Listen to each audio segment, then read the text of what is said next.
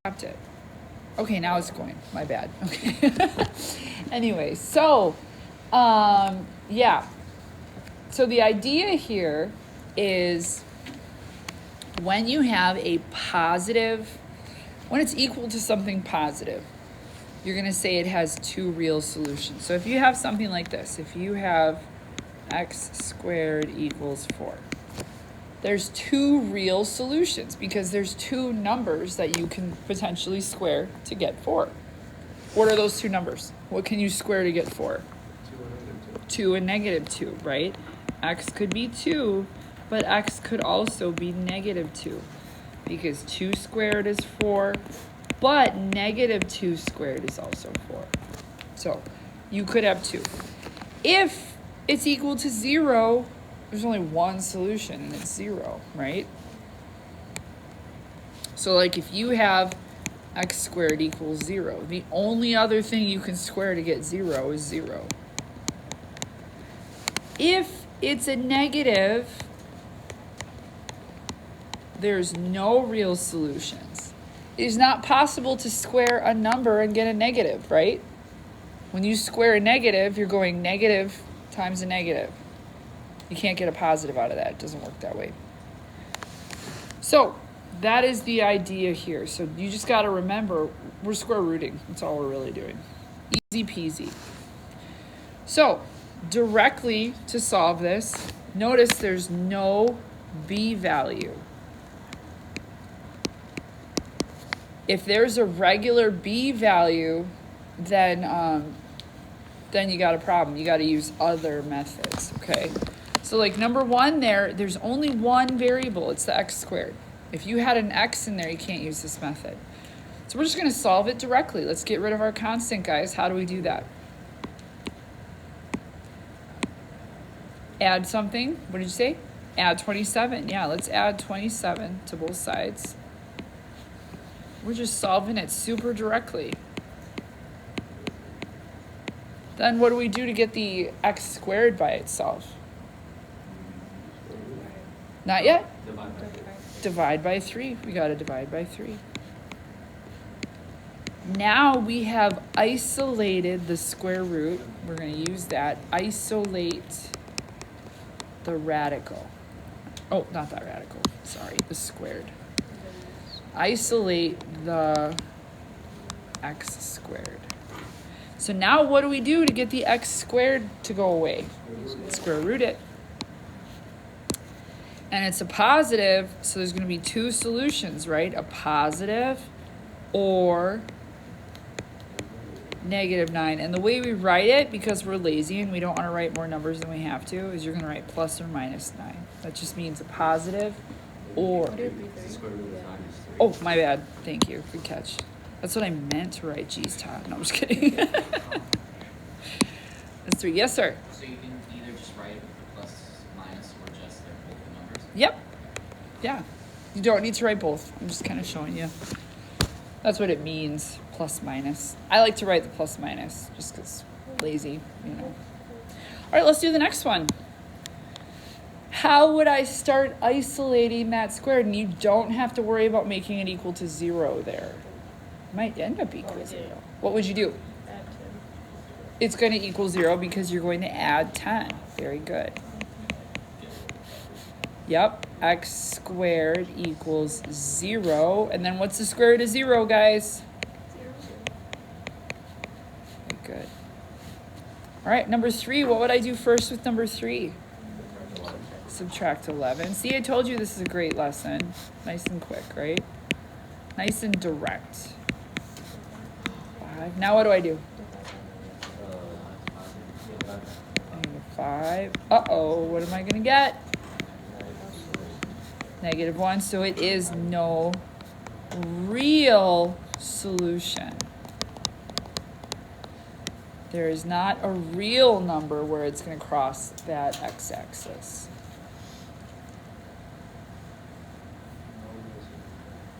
Or NRS if you're Todd, but only Todd. He's the only person allowed to do that. I'm just kidding. Anybody can.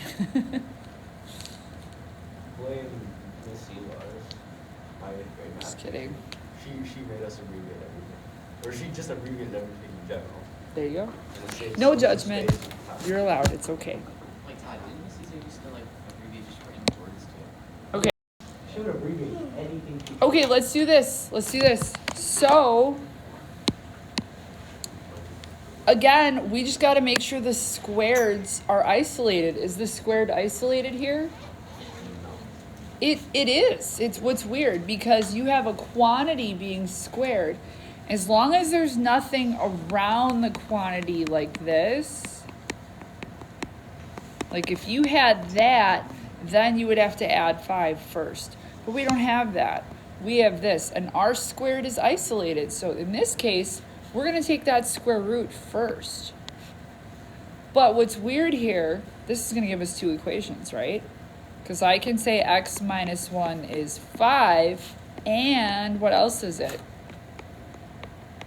X minus 1 equals negative 5. Yeah, I could get it's very similar when we did absolute value. It's just we're square rooting. So then we're going to add 1. So we get x is equal to 6, and add 1. That's right, negative 4, yep. All right, let's do the next one. Can I square root that one right away? Wait, yes. You can. It looks like you can't because of the 2, but look at the 2x plus 1 in parentheses. That means everything is being squared. If everything is being squared, you are good to square root it. So 2x plus 1 equals 6, and what else? Negative 6. And then we're just going to go through and solve it directly, right? Do not forget to write the 2 equations. That is a very common thing that a lot of people forgot even when we were doing absolute value. So we would subtract 1. So we get 2x is equal to 5. And subtract 1. 2x is equal to negative 7. And then what do? I divide by? By 2. So what are my 2 answers, friends? 5 halves, negative 7. Yep, 5 halves or 5 over 2 and negative 7 halves. Is it okay if I write 2.5 and negative 3.5? Yes. That's fine too. Totally fine.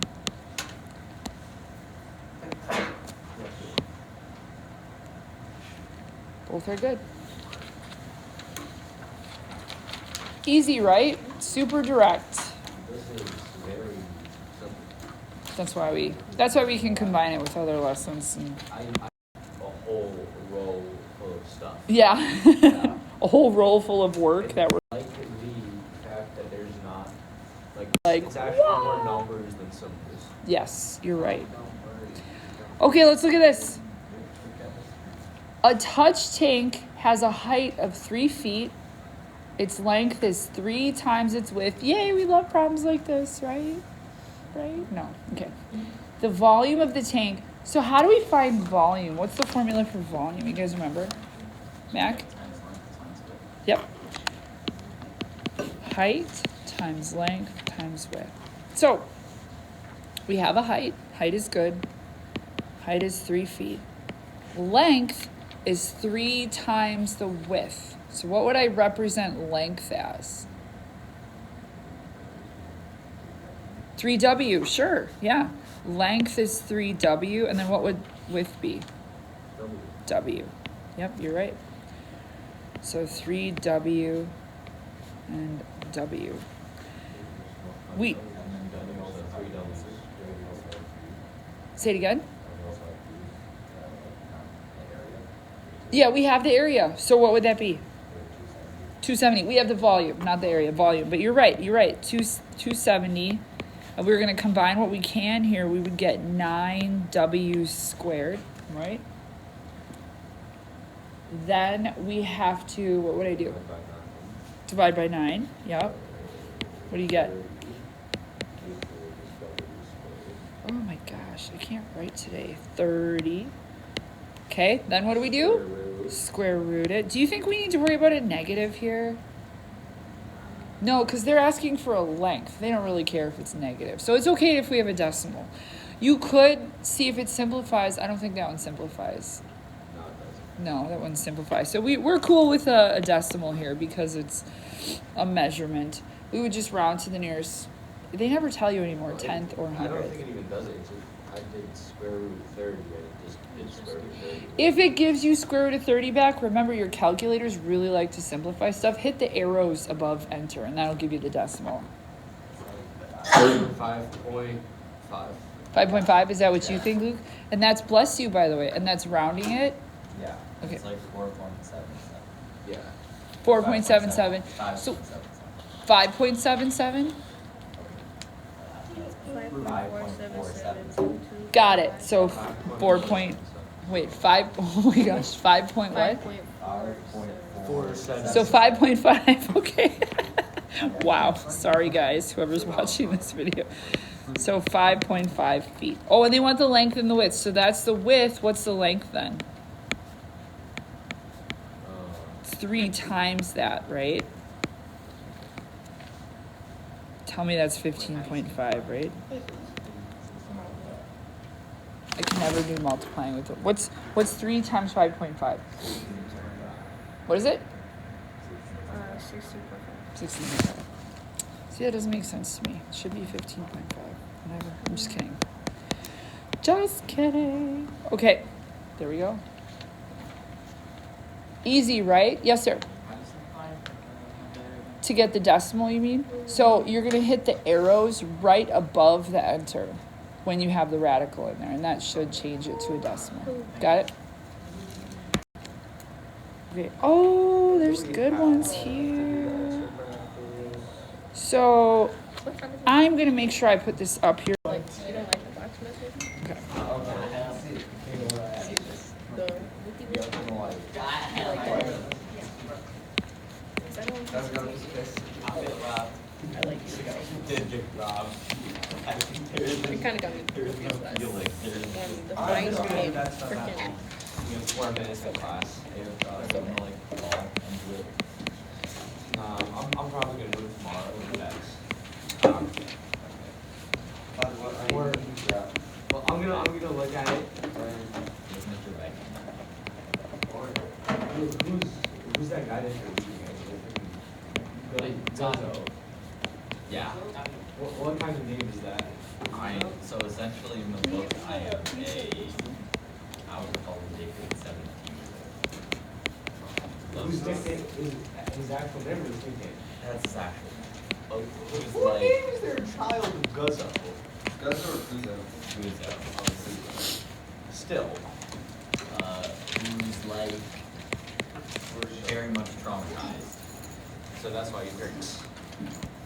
Yes. Yeah. How far are you guys on that book? We're like 4 chapters in now. 5. We're on the 4th. I took it as. Guys, look at this last one, just so you can see. I'm actually going to leave that as a, I did that right. Okay, I'm going to leave that as a fraction because look, those are perfect square numbers. So I'm going to say 3/2, and so sometimes it's helpful to leave it as a fraction. So I just wanted to show you that.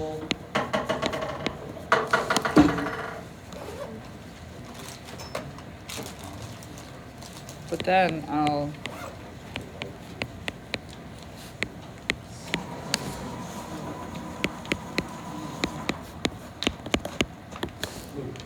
Yeah, yesterday I took a test for uses. And that test wasn't bad, but there were 2 things that really pissed me off. One, the multiple choice questions could have been a little bit more descriptive. Because there were some where like, Oh, duh. in the start of the book, it's one thing, but in the book, it's the other thing. What book are you No. guys in? We finished the secret life of being I the junior one's better. Yeah, it was. I don't like any of them. You don't like junior one? Basketball one's better. But, and then, Oh my god. Oh, I did too. Look at the definition.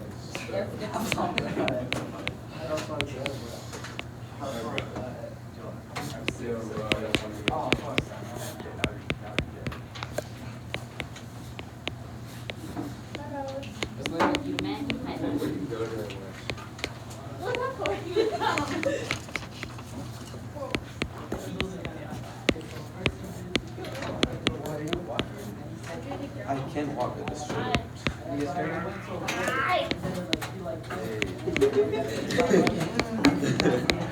Why are you getting scared?